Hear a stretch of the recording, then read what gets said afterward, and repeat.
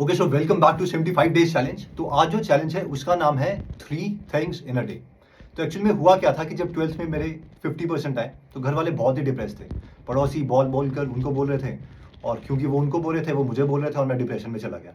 और उसके बाद मैंने काफ़ी इंट्रोस्पेक्शन करना स्टार्ट किया कि यार एक्चुअल में हुआ क्या, क्योंकि मेरे पास कोई बुरी आदत नहीं थी, मैं कोई भी ऐसी गलत काम कर ही नहीं रहा था। सिर्फ छोटी छोटी चीज़ों की वजह से, सुस्ती की वजह से या इन चीज़ों की वजह से मैं लाइफ में कुछ कर ही नहीं पाया। तो मैंने जब नोटिस किया कि मैं क्या करता था, मैं पौने 7 बजे कुछ उठता था सुबह, और फिर 8:15 बजे तक स्कूल के लिए चले जाता।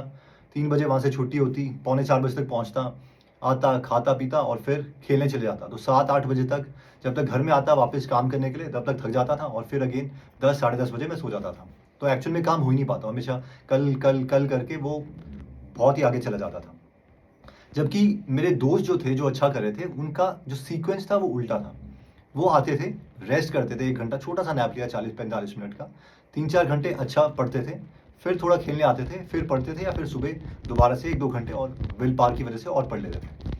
तो मैंने जो रियलाइज़ किया, मतलब कि ये जो सीक्वेंस है वो कहीं ना कहीं मैटर करता है। और उसके बाद मुझे पता चला कि जब मैंने मोटिवेशन वगैरह ये बुक्स पढ़ना स्टार्ट किया, तो लास्ट के जो 10-20 साल थे उसमें सबसे बड़ी जो मोटिवेशन की साइंस में रिसर्च हुई है वो ये है कि मोटिवेशन, जो विल पावर है, that is like a battery, एक फ़ोन की बैटरी की तरह। अगर आपको याद होगा पुराने टाइम की जो गेम्स होती थी उसमें पावर पैक होता था, या जेट फ्यूल्स होते थे जैसे गाड़ियों में, कि आपने प्रेस किया, वो पावर आप यूज़ कर सकते हो, एक्सलेट करोगे एक टाइम तक और फिर एकदम अचानक से रुक जाओगे। तो वो एग्जैक्टली जो है हमारी विल पावर है।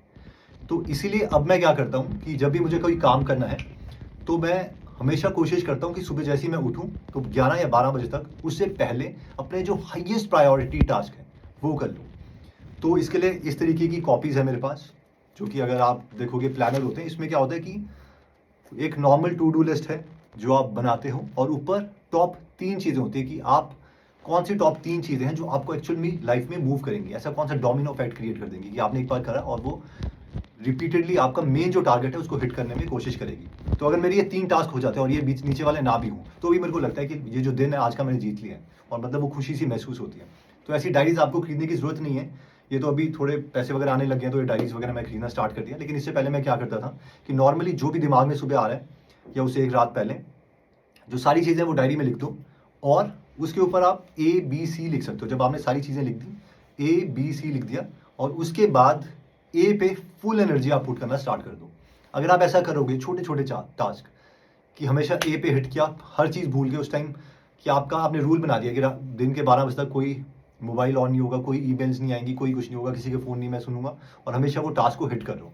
अगर आप ऐसा करते हो और कंजेक्टिवली 365 दिन तक हमेशा जितना भी काम कर रहे हो, it is not about the hours, it is about कि जो आपने आवर दिए 4 या 5 घंटे हम दे सकते हैं मैक्सिमम, वो जो हमें पावर पैक मिलता है, मतलब मेरी फिलॉसफी है कि जो पावर पैक मिल रहा है वो आप यूज़ कहाँ कर रहे हो। तो वो जो अगर आप वो हमेशा पावर पैक 365 दिन या इवन 200 दिन भी आप मेन उन चीज़ों पे देते हो जिसमें आपकी लाइफ मूव करे आगे, बड़ा जो गोल आपने सोचा है वो अचीव हो, तो आप जीतोगे जीतोगे। ये एक प्योर आयरन मैन माइंडसेट है कि आपने सुबह का जो टाइम है अपने हाईएस्ट प्रायोरिटी टास्क को देना है। वो हम क्या करते हैं, सुबह सुबह आते हैं और जो सबसे नीचे वाला काम है ना वो करना स्टार्ट कर देते हैं कि अच्छा चलो ये वाला स्टार्ट कर देते हैं, थोड़ा ये टिक टिक, और वो फीलिंग लेते हैं कि activity is equal to output, which is not. Activity और एक्चुअल आउटपुट प्रोड्यूस करना are completely different things. So I hope ये जो नॉलेज है वो आपको काम आई होगी। तो अभी मेन बात आती है कि चैलेंज जो है वो क्या है आपके लिए, मतलब आज आप क्या करोगे। तो मैंने आपके लिए केस स्टडी बनाई है ताकि सबका रिजल्ट जो है वो सेम आए। तो केस स्टडी आपके लिए ये है कि आपको इमेजिन करना है कि आपका एक छोटा भाई है कुलदीप, जो कि बिजनेस खोलना चाहता है, और वो फ्रस्ट्रेटेड है। वो आपके पास आ रहा है कि यार भाई मैं क्या करूँ, मैं फुल टाइम जॉब भी कर रहा है वो, कि फुल टाइम जॉब तो है लेकिन मैं जॉब नहीं करना चाहता, इतने सालों तक 40-50 साल तक मैं जॉब नहीं करना चाहता, मैं क्या करूँ, तू मुझको बता। और फिर आप उसको बोलते तो अपनी लिस्ट बता, क्योंकि अब आपको ये टूल पता चल गया है, और वो आपको लिस्ट बताता है कि वो मैंने ये भी सोचा है कि आज मैं बिजनेस प्लान पे काम करूंगा, मेरी मीटिंग्स भी हैं, ईमेल्स भी है, और वो घर से काम कर रहे हैं, टाइम भी फैमिली के साथ भी स्पेंड करना है, दोस्तों के साथ मूवी देखने भी जाना है, और जो पर्सनल टास्क हैं छोटे मोटे वो भी करने हैं। तो आप उसको क्या रेकमेंड करोगे कि हर रोज उसको कौन से 3 टास्क है जो करने ही करने हैं, ताकि 1 साल के बाद उसको कुछ चेंज दिखे, उसका बिजनेस जो है वो आगे बढ़े।